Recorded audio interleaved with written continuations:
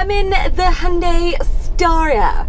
I'm in the bus sort of version, so, you know, the wheels on the bus go round and round. But now, this is the thing with the bus vibes here. Narrow streets and shit in Cape Town.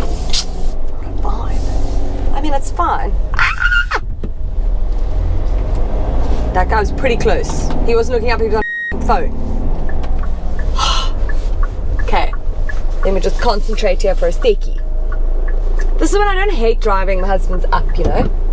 We can make it sorry for you little... Ah! Don't panic, we've got it under control. Okay, just. So I'm in the elite trim level, which is, this one's got 9 seats. You can go up to 11.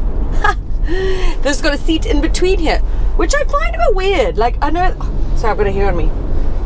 That's a bit dangerous whilst driving. Talk about distracted driving. Hang on, I'm coming to a robot. I'm going to then take it off because it's irritating me. It's distracting me.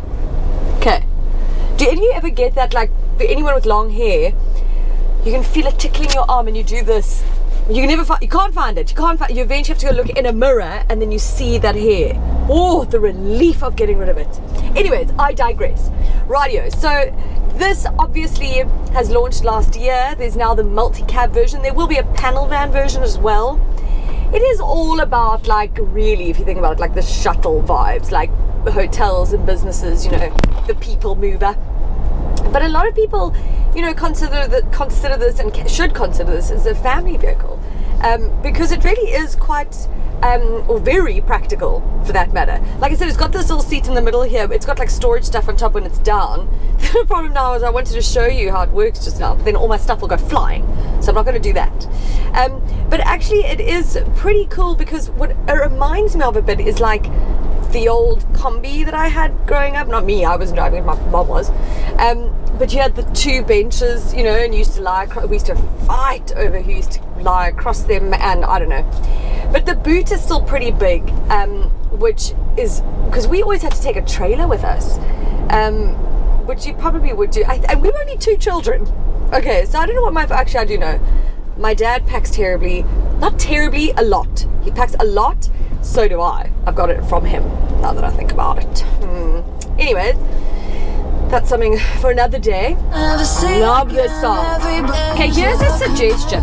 When you're driving and you're driving 20 kilometers an hour because you want to look at the scenery or look for parking, how about you look into the rearview mirror as well and see that there's someone behind you going, I don't want to drive 20 k's an hour, it's a 60 or 70 or 80 kilometer per hour speed limit. Ah! B, C, D, E, go. Oh, see, even that goes. You can overdrive and you can piss off. I love that this looks like a bit of a spaceship, weird futuristic thing. It really stands out on the road, and you can see how popular they become. Maybe just because they stand out so much you notice them obviously more, but you know, Hyundai has sold quite a few of them already. It replaces the H1, which was a little bit like bland and bleh. You know, you just got like a big loaf of bread driving on the road. This is not that. Okay, the interior, very simple. It's inspired by a cruise ship apparently. I quite love it. It's got buttons, which I love. I also love that they've raised the center, the cluster. Wow, I'm lost at all. Digital cluster up here. So I often find that I get sort of stuck. No, my vision gets obstructed by the steering wheel. I'm at like an odd height, I think. But this way, it's all in front of me. It's not obstructed because it goes right across the top. I mean, you could just have a head-up display, but whatevs, here we are. I really like it. So you've got a 2.2 litre 4-cylinder engine under the bonnet. Gets 130 kilowatts, 430 newton meters of torque. And it's mated to an 8-speed auto. I love the gear shifters buttons. I mean, I think it's in the Santa Fe, it has this as well. Possibly the Palisade, I can't remember. Same engine as those two, by the way. But I love the buttons. It's very quick and easy to use. It takes like a little bit of, you know, you're sort of like, whoa, that's weird. Boop, now I'm like, cool, reverse, neutral, park, boom, drive. That's how quick I am. No. But I really, really like it. And the engine is sort of powerful enough. I kind of fear for if you've got a very loaded car and you're traveling up an incline or whatever, you want to overtake, you might not want to. It just needs a little bit more oomph, but nothing like that would stop me from recommending it or from buying it myself, sort of thing, do you know? I mean, when I would go for something like a Palisade or a Santa Fe or a Kia Carnival. I love that car. If I wanted all the space for all the peeps, because like I drive, I think, too much like a hooligan to be able to drive a car like this every day. If I've got my gran in the back and Luca, even if he's been in a car seat or whatever, you go along the twisty bends here in Cape Town, woo, Granny's rolling along those seats. Even a seatbelt can't keep you in, do you know? So I just drive a little bit too manically, I think, for this kind of car.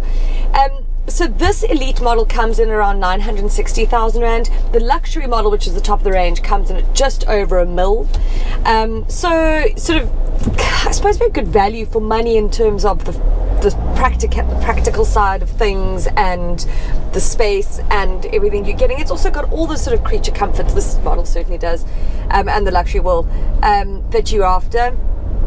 I mean, this has got cooled seats, heated seats. Oh, I might just put that cooled seats on now, because it is a lovely 29 degrees Celsius outside and getting hotter. I miss winter.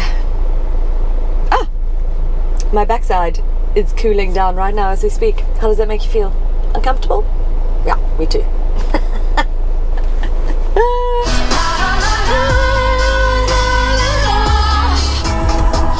can't even sing my song because this guy's pissing me off so much.